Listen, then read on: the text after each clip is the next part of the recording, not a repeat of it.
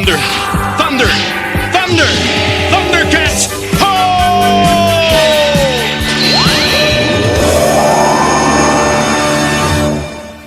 Welcome back, ThunderCats fans, to another ThunderCats recap and review brought to you by the Radical Retro Rewind podcast. As always, I am your host, Radical Ryan Hunter, joined by everyone's favorite brother, David, and we're doing ThunderCats episode 28, The Wolfrat. What you thinking, David? I'm thinking it doesn't matter if you're a mutant or a cat. Let's get Crunkos Mumm-Ra's back. Yeah. He is!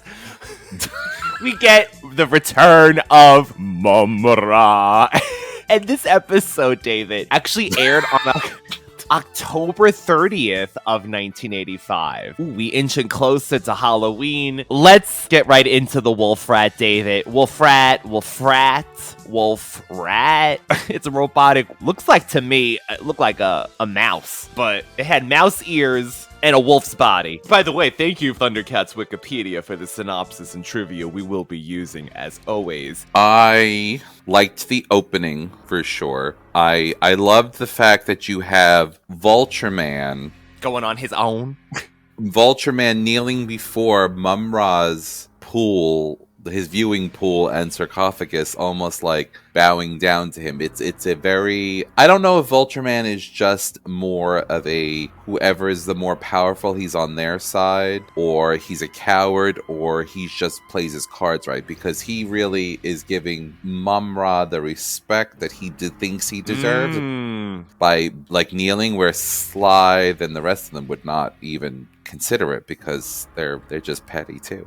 Well, yeah, Slythe really thinks who the hell he is. So that's right. And we'll see, actually, David, the next upcoming 3 episodes, Vultureman really is working the system. He joins with Mumm-Ra in this episode, and then we'll see in the next episode Rotaro. So yeah, he is either smarter, well, we know that he's the thinker, but he's either smarter, playing the game better, and evidently coming up with these little plans with Mumm-Ra, because we see that, like David said, the episode begins with Vultureman building a mechanical Wolfrat to infiltrate Cat's lair, and David, Mumm-Ra went back into his medicine cabinet. This time he got perfume, though. Do you think it's Electric Youth by Debbie Gibson? It was in a perfume bottle. He's like going through going, growth serum, Rogaine, hyaluronic acid, don't need that anymore. This is expired. He's like, oh god, this is expired, I must get rid of this expired. That's what came up with the plan today. He saw that he's like, well, damn, this is about 500 years old. It might still work. Sands of time. Yeah, I picture him going through his stuff. He does have a lot of time, so between that, Mumm-Ra's an old pack rat.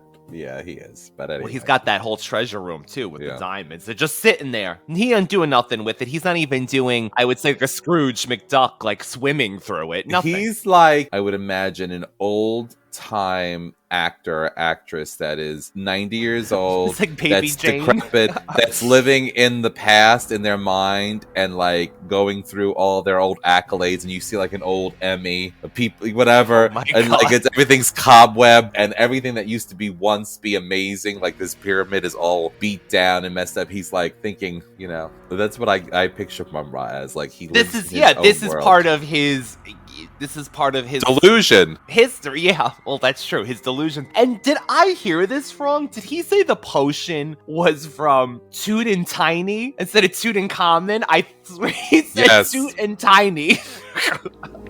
Get this into the cat's lair, and our problems are over. Ah! What is it?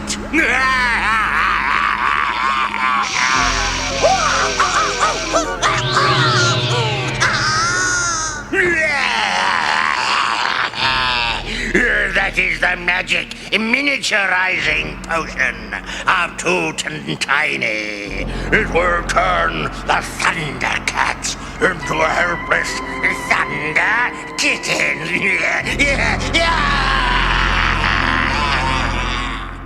I have to tell you that that was something that I didn't like because it was too cheesy. And the other thing is I didn't like the Wolfrat thing because the ears on it look like Mickey Mouse. It looked like a angry metal Mickey Mouse, but or mean angry Chuck E. Cheese thing. But at the same time, the ears are like what DirecTV satellite dishes that if you would picture them if they had them in the 80s because it was a round thing.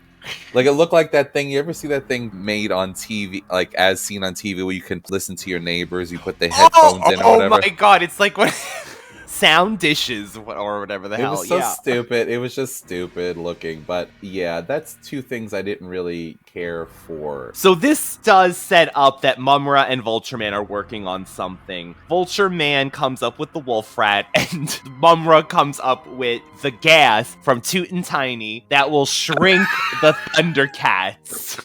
That's like my children passing gas. He's Toot and Tiny. Toot and Tiny. I couldn't believe when he said that. The other thing I want to say, which is two things in this part of it. So Vultureman shows him the machine. He also says it is the latest in mutant technology. And Mumm-Ra is like the latest in mutant technology. Like laughing his ass off about this. He did laugh. He laughed right in his face. Yes, Mumm-Ra. Allow me to introduce you to the robot Wolfrat.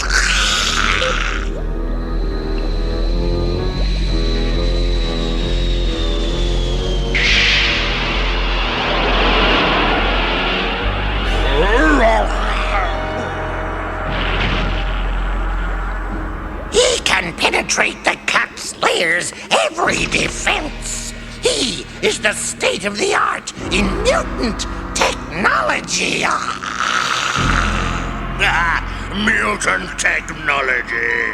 Much good that has done us. But this is so true to like what people say about how they say the pyramids and stuff were built, how aliens, the whole thing about aliens coming, giving us technology there, where Mumm-Ra's like, you think this is technology? I know what technology is. You know what I'm saying? Like we don't really know. Like we've talked about this before, where you think Third Earth really could just be Earth reborn, and that's what's left of, Yeah, it's what's left of after like a nuclear apocalypse or something. But we'll even see in future episodes, Mumm-Ra is surrounded by technology. Well, yeah, I mean, it's like Stargate. Mumm-Ra is like Stargate. And even when the episode when Snarf went to save them from, he drilled into the pyramid and there was like a lever with lights and stuff. So there is like this thing where what is his deal? So anyway. He got the Eternia special with Skeletor. They all got technology somehow, but there's also swords and sorcery. So, I mean... So, getting back to the episode, he also sprays Vultureman with this,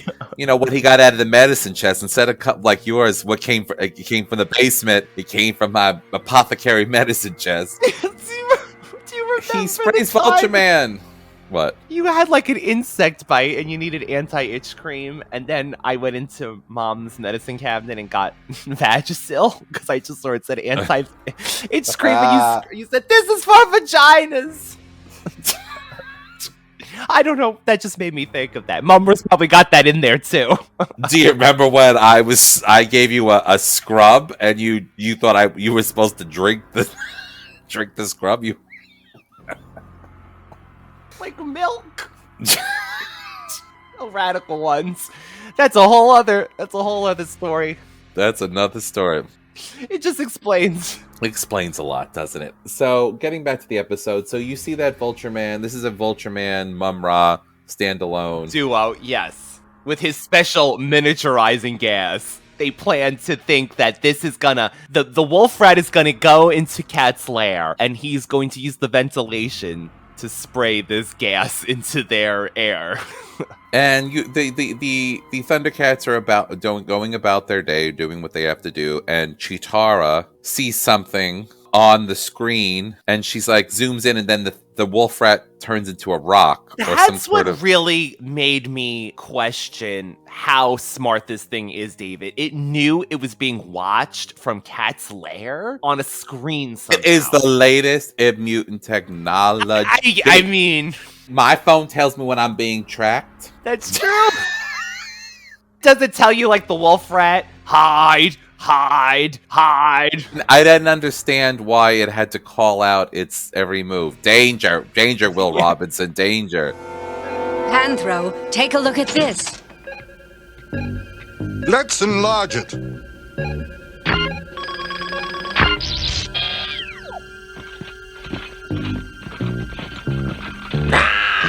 Transform! Transform! It's one of those cartoon staples. Kill. Didn't it make you a little angry too that, I mean, they believe Chitara, they said, let's get Lionel to use the Sword of Omens, but not even the Sword of Omens. Literally, it looked around where the Wolfrat finally got to Cat's lair, drilled a hole. It literally panned to right before the hole and stopped. Thank you, Sword of Omens. We finally found something you don't do. You don't look all the way around the corner. Well, the thing is that the Sword of Omens, didn't the Wolfrat turn into, like, could convert itself into inanimate objects, like for camouflage and stuff like that? Isn't that it did turn didn't into it make a itself box. look like the wall or something too? So like, I think it did make it look like Cat's lair was a solid piece, but the way they animated it did not show that. It looked like the Sword of Omens just stopped right before the hole in the wall, and I was just like, oh, that's all I got. Something's wrong. Sword of Omens, give me sight beyond sight.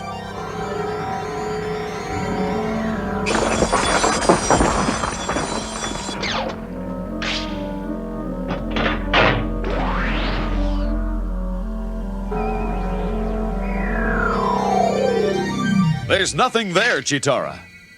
Chitara is really playing up her sixth sense now that she's been abducted by the alien. So she's like, my sixth sense.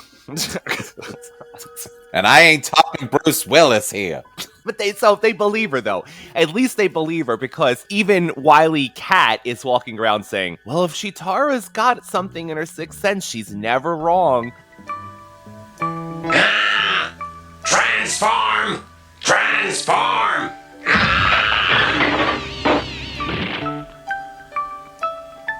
Nothing so far, but when Chitara gets a hunch, it's usually worth investigating. But the Wolfrat turns into a freaking box and hides itself. They're like, if Chitara says it's happening, it's happening. She even looks older. Yeah, Remember the other episode when they said she looks older because she was abducted physically by the alien entity. She even looks older.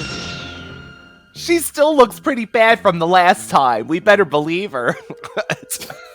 But this is what I don't get, David. When the Wolfrat looks into the vents in Cat's lair, why are they so full of cobwebs already? Isn't this only been a few months? No. It looked like it was 30 years. Earth. It's Third Earth. So anyway, the Wolfrat does come in. It drills through the ventilation system, the HVAC system, and miniaturizes the ThunderCat. And then they're realizing what's happening. And then you have Snarf coming back from probably engorging him, Well, he did have, he had a basket of candy fruit with him. He went back on one of his bingers. I understand, Snarf. Don't worry. You and me, and to get candy fruit, and he realizes, oh, I gotta let myself in. So he gets at his little clicker and opens up the drawbridge.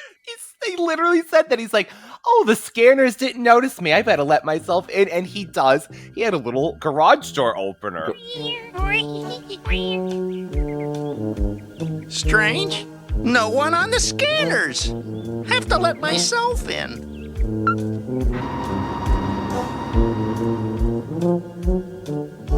I'm back! Come and see what I've got! Candy fruit, everybody? Where is everyone? Who's there? Come out, whoever you are! And he opens up the drawbridge and he goes in. So then you have the ThunderCats dealing with this Wolfrat that's trying to shoot them, kill them, and they're battling him, and they're figuring out that Tigra needs to get to his lab to try to figure out how to reverse it. And they're immediately like, we know who did this. And Chitara's like, well, we will deal with him later. Yeah, and Chitara also says, David, we need to work on an antidote. My God, woman is always ahead of everything. Like, it just happened to them, and she's like, we need to come up with an antidote. I'm like, how did you know it wasn't magical, Chitara? Oh, sixth sense. They say it's a small world. but this is crazy. Miniaturization gas. No prize for guessing who's responsible. Let's deal with him later. Meanwhile, if we're going to develop an antidote, we need to analyze this stuff. I just hope I can reach everything I need in the lab. We better move fast. We're sitting cats while we're this size. So this is also an episode where I'm establishing that Wily Kit and Wily Cat are from New York. What did they, And I'm going to tell you why. And you need to put a clip in for this. Okay. So you have Wily Kit, who's the girl, right?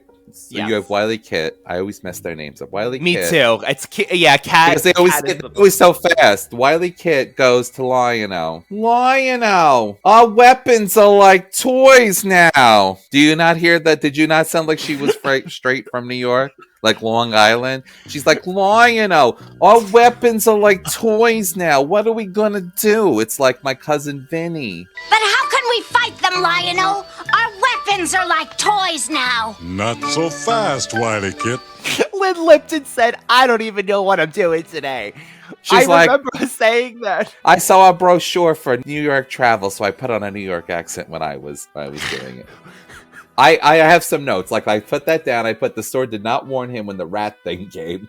To me, the sword really let us down this episode. I know we always say that thank it does God it everything. needed to. So I wanted to also add that this is another episode where Snarp kind of saves the day in certain ways. Yeah, I mean, So- they make him literally giant at one point. But he also pushes a box in front of the... So they make it to the lab. The thing attacks Snarf. They all work together, and Lion-O basically gives them the pep talk where they're always promoting teamwork, which I find really great, especially when young children watching this. They did really good, though, David. Miniaturized, Lion-O and Tiger really gave that Wolfrat a little work while they were able to get to the lab, everyone else. But they did great, even for the size. Lion-O Well, they worked as a jammed him with something. Yeah, like even as miniature, the ThunderCats are kicking butt. So they get to the lab. Tiger is working on the antidote. I called it Tiger's meth lab. I should never said that, but He just happened to have a lab set up. Candy fruit.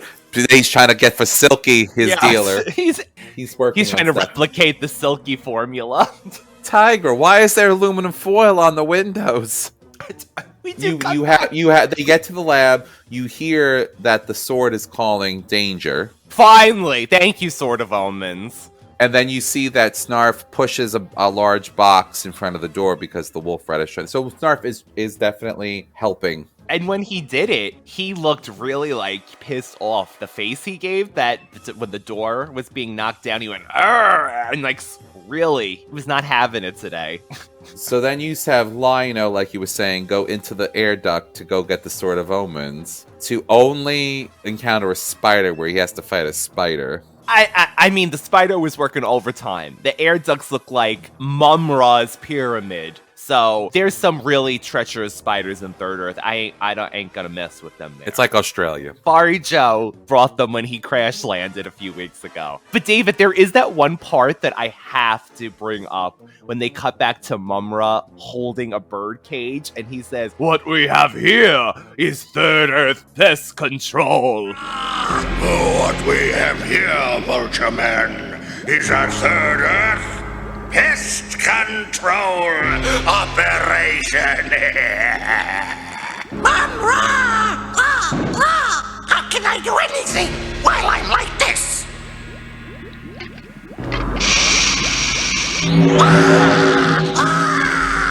My plunder, Mumm-Ra! If those ThunderCats feel as defenseless as I did, we've got them this time! We'll never have a better chance.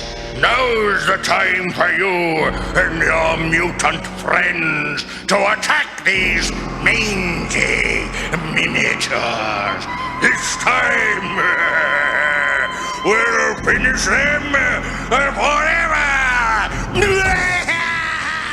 So he's so excited that they're shrunk. But he didn't get to He's loving it. He's loving it. See, but here again, this is where Mumm-Ra does not want them dead. He wants to capture them. Mumm-Ra does not... The mutants purely are trying to murder them. Absolutely 100%. There is no doubt in my mind that they want to kill the ThunderCats. Mumm-Ra just wants that company. Yeah, he's gonna have them be birds in a cage for him. He wants. That's a good point. So he fights the spider, and then he goes to the sword chamber, right?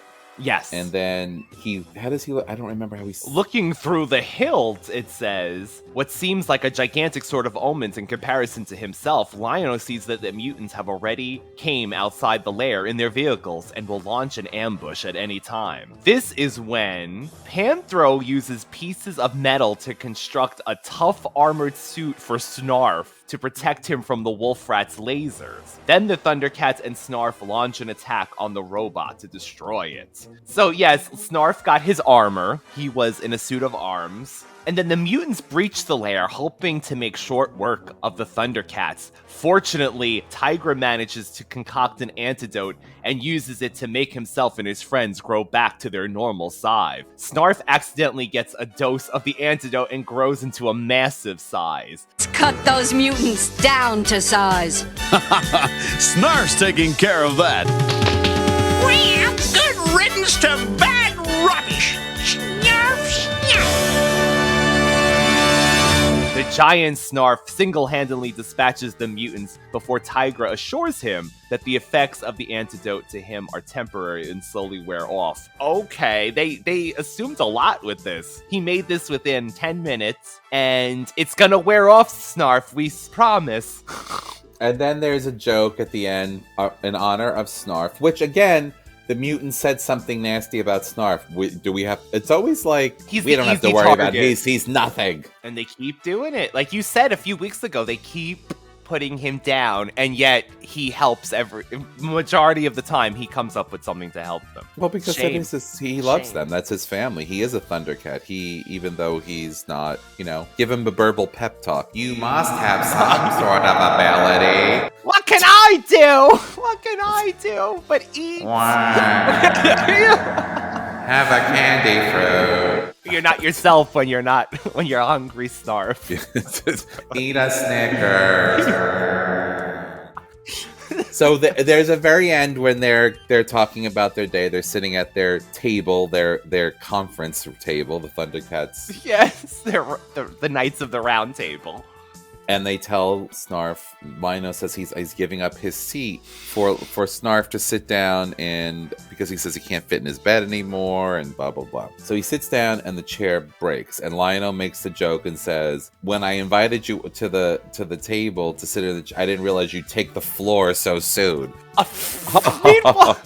What I want to know is, when am I going to get back to my normal size? But Snarf, don't you enjoy being big?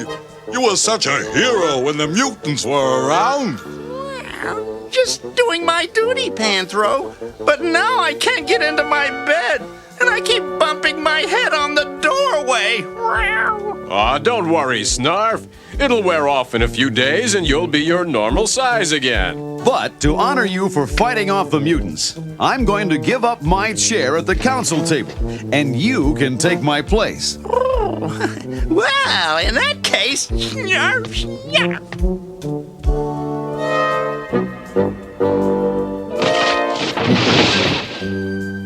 We asked you to join us at the council table, Snarf, but we didn't expect you to take the floor so soon. Meanwhile, poor Snarf broke his ass on the floor. Something I know quite a bit about, having broken many a desk chairs in my day, David.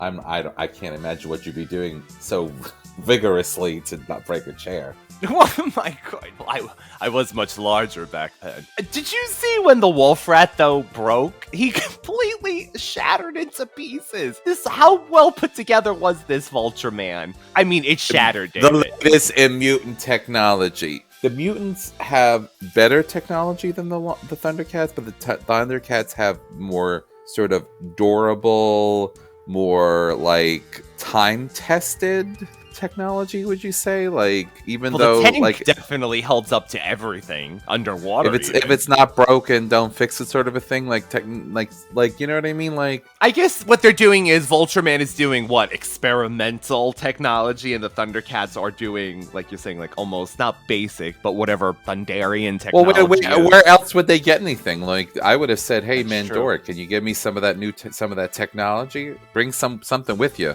You want me to bring this from the penile planet? The gray penile planet. You know, hey, sometimes they're gray, I guess. David, the trivia for today's episode is, this is the second time that the mutants have sent one of their robots to Cat's lair. The first time was in Return to Thundera, when they dispatched the Plundarian warbot, which we did see.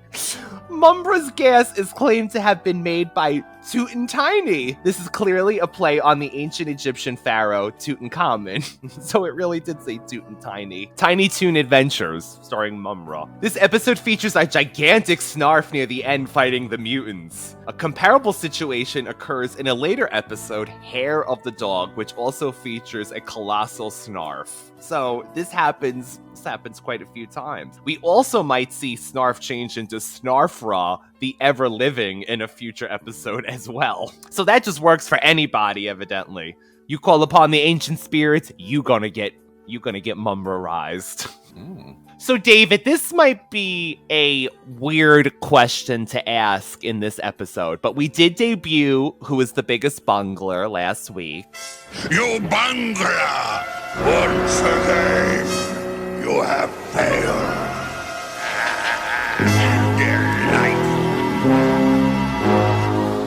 Which is say there's a bungler in this episode. I mean, we don't always have to have one, but is it Vultureman's creation? Was it Tutankhamun? Was it Mumm-Ra? Or was it nobody? I mean, maybe there wasn't a bungler. Maybe everyone did what they could do. I'm gonna say that the Thundercats themselves all worked as a team. There was no bungling.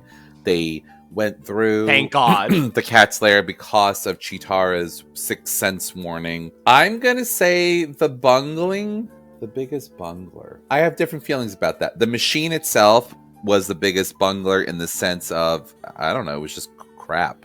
It really didn't do. I mean, exactly. Honestly, why couldn't Mumm-Ra just fly in miniaturized with the bottle and spray them? Like, they needed to go through all this thing. So, I mean, so that I think the machine ultimately was the biggest bungler because it kind of did what it was supposed to do. So maybe I will say that the biggest bungler is both Vultureman and Mumm-Ra for thinking this ridiculous plan instead of just doing it themselves or doing something else would have, like, so the plan itself was the biggest bungler.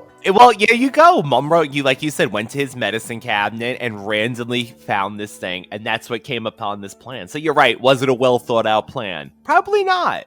Shoot him, Tiny. I mean, man, he went into the cabinet, looked at all his different things. Oh my God. Is that expired NyQuil from 2019? That was a year. You know they don't put alcohol in them anymore. High fructose corn syrup. That's what Mumm-Ra likes. So, David, that was the Wolfrat. All in all, I actually enjoyed it for what it was. Was it a standout episode? Maybe not, but I gotta say, I got a very, oh my God, a laugh from Tutankhamun. I liked it. I liked the whole. I liked the opening scene again with the kneeling before the thing. It was visually. I liked. I don't know why. I kind of thought it was pretty cool. And he also see that he looks at each one of the ancient spirits. Yeah, like I don't know. It gave me a good, like, a cool. You mean Vultureman actually gives them the proper respect, maybe, that because like you said, he's a groveling, maybe a mutant. Or is he too smart for his own good? He knows how to work it. I like the way you work it. This month, we are doing one episode because we wanted to be able to piece together next month's episodes of Feliner Part 1 and 2, which is our first two-parter ThunderCats episode. Last time on the ThunderCats. Yeah, we do get a recap. It's really funny to hear. So you can always reach David at Universal Appeal 2020, all one word, and the Radical Retro Rewind podcast, one word. Thank you again, Kitty Cat fans. We will be back next month with the Double Feliner Part 1 and 2. Goodbye, everybody. Tootin' Tinies. Tootin' Tinies.